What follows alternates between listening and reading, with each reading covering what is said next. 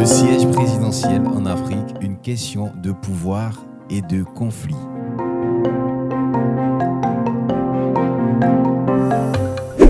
Dans de nombreux pays africains, le siège présidentiel est devenu un symbole de pouvoir et de prestige. Les dirigeants arrivent au pouvoir souvent grâce à des élections contestées ou des moyens coercitifs et s'installent confortablement dans le siège présidentiel. Cependant, de nombreux présidents refusent de quitter leur poste même après avoir exercé le pouvoir pendant des décennies, ce qui peut créer des conflits politiques et des violences. Le cas du Burundi, par exemple, a été marqué par une violence politique croissante depuis que le président Pierre Nkurunziza a décidé de briguer un troisième mandat en 2015, malgré la contestation de l'opposition. Le pays a été confronté à de nombreux affrontements entre les opposants politiques et les forces de sécurité gouvernementales qui ont eu lieu notamment à la capitale Bujumbura.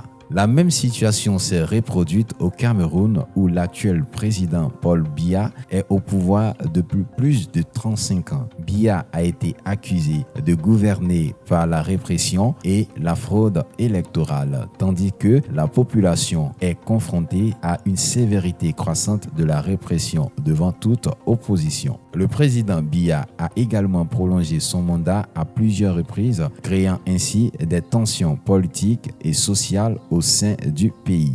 Dans de nombreux cas, les présidents prolongent leur mandat en modifiant la constitution, en supprimant ou en promulguant des lois pour se permettre de rester au pouvoir. Tout ceci est souvent accompagné d'une suppression de toute opposition ou de la menace de répression contre ceux qui sont considérés comme les adversaires politiques. Le siège présidentiel en Afrique est donc devenu un symbole de pouvoir qui peut créer des conflits politiques et des violences. L'absence de limite au mandat présidentiel a permis à certains dirigeants d'exercer leur pouvoir de façon autoritaire, ce qui a souvent sapé l'état de droit et le respect des droits de l'homme.